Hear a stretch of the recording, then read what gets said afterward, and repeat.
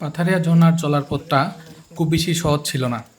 এক তো চারপাশে প্রচুর বৃষ্টি হচ্ছে, আর এর মধ্যে দিয়ে আমরা প্রায় ৩০ জন ট্যুরিস্ট একসাথে যাচ্ছি। তাও আবার হেঁটে হেঁটে, হাতে তেমন কিছুই নেই, পায়ে জুতা ছিল, কিন্তু বৃষ্টি এত পরিমাণের বৃষ্টি হচ্ছিল যে পায়ের জুতা পায়ে আর রাখা গেল না, হাতে নিয়ে হাঁটতে হচ্ছে। অবশেষে পাহাড়ি ছড়ার পাশে দুটো লাঠি পেলাম। এই লাঠি নিয়ে আমরা দুজন আস্তে আস্তে এগোতে চেষ্টা করতেছি, কারণ আমাদের সাথে অন্যরা সবাই হাতে, কারো কারো হাতে লাঠি, কারো কারো হাতে বাঁশ নিয়ে চলে যাচ্ছেন যেদিকে মন চাচ্ছে সেদিকে। কাউকে ডাক দিয়ে আসলে এভাবে ধরে রাখা সম্ভব হয় না, কারণ চারপাশের সবুজ এতই সুন্দর লাগে যে কেউই আসলে কারোর দিকে তাকায় না।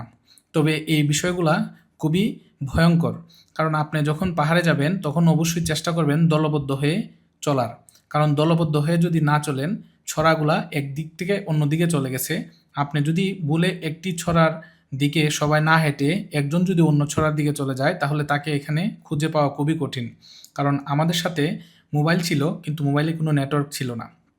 যেহেতু এই পাহাড়িয়া ঝর্ণার খুব কাছেই পার্শ্ববর্তী রাষ্ট্র ভারত, তাই এখানে নেটওয়ার্ক পাওয়া একদম সম্ভব না বললেই চলে। যাই হোক, চারপাশে প্রচণ্ড সবুজ আর নিস্তব্ধতা আর ঝিঝি পোকার ডাকে আমরা আস্তে আস্তে ঝর্ণাগুলো দেখতে সামনের দিকে এগিয়ে যাচ্ছিলাম। একই সাথে আমাদের সাথে অনেকেই অনেক জায়গাতে দাঁড়িয়ে ছবি তুলছেন, কেউ বা গাছের উপরে উঠছেন, কেউ বা আবার হেঁটে হেঁটে ছবি তুলছেন, আবার কেউ কেউ ছড়ার মধ্যে পিচ্ছিল পাথরের মধ্যে অনেকবার পড়েছেন। একদিকে তো পিচ্ছিল পাথর, অন্যদিকে ভয় ছিল জুকের।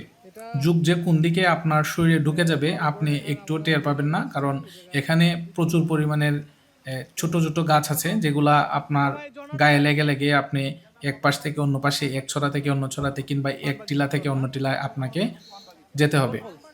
তাই একটু পরে পরে অবশ্যই গায়ে চেক করতে হবে যে কোনো ধরনের জুক আপনাকে আক্রান্ত করলো কিনা। যাই হোক, তারপরে আমরা পাথারিয়ার প্রথম ঝর্ণাটি দেখা পেলাম।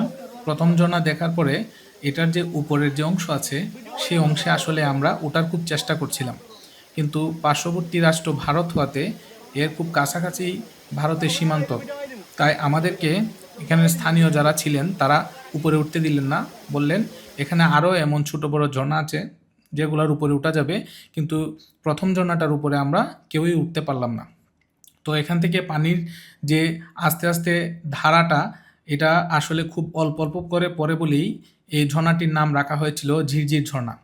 ঝিরঝির ঝর্ণা দেখা শেষ হয়ে গেল, এখন আমরা আস্তে আস্তে চলে গেলাম পরবর্তী ঝর্ণার দিকে। তো পরবর্তী ঝর্ণার দিকে যাওয়ার আগে ঝিরঝির ঝর্ণার খুব কাছ থেকে আমি একবার গিয়ে একটি শ্যুট নেওয়ার চেষ্টা করছিলাম, কিন্তু আমাকে বারংবার আমাদের যে গাইড ছিল, ওইখানে লোকাল যে গাইড ছিল, তারা আমাকে বাধা দিয়ে আসছিল।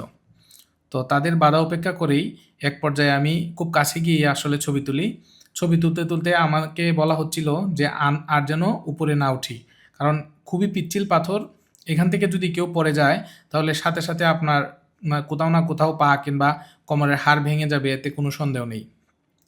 চারদিকের সবুজ আর পানি, এমন মনে হচ্ছিল যেন আমি একটা অন্য পৃথিবীতে চলে আসছি। তো এই বলতে বলতে আমরা যখন আরেকটু ভিতরে গেলাম, তখন দেখতে চাইলাম যে আসলে পানিগুলা কোত্থেকে আসছে। তাই আমাদের সাথে অনেকেই কৌতূহলবশত ওইখানে ভিতরে চলে গেলেন। ভিতরের রাস্তাটা এতটাই সরু ছিল যে এখানে সবাই যাওয়া সম্ভব নয়। আমি যেহেতু একটু ভারী এবং বড়সড় মানুষ, তাই আমি আর সাহস করলাম না। তো আমি দূর থেকে দেখছিলাম আসলে আমাদের সাথে অনেকেই যারা একটু হালকা পাতলা, তারা এখানে ঢোকার চেষ্টা করছেন। ঢুকতে হলো মহা একটা বিপদ। আমরা জানতাম না যে এই